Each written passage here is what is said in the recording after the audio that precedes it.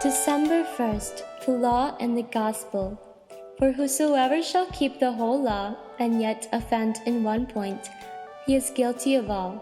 James chapter 2, verse 10. The moral law does not consider us as weak human beings at all. It takes no account of our heredity and infirmities. It demands that we be absolutely moral. The moral law never alters, either for the noblest or for the weakest.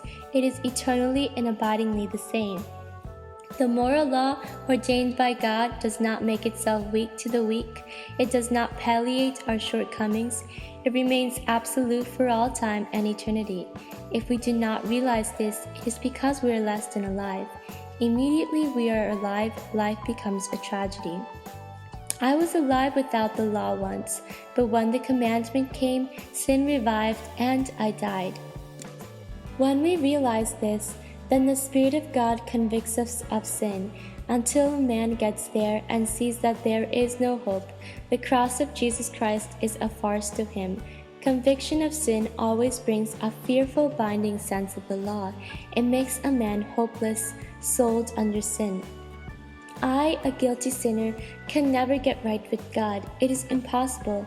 There is only one way in which I can get right with God, and that is by the death of Christ Jesus. I must get rid of the lurking idea that I can ever be right with God because of my obedience. Which of us could ever obey God to absolute perfection? We only realize the power of the moral law when it comes with an if. God never coerces us. In one mood, we wish He would make us do the thing. In another mood, we wish He would leave us alone. Wherever God's will is in the ascendant, all compulsion is gone.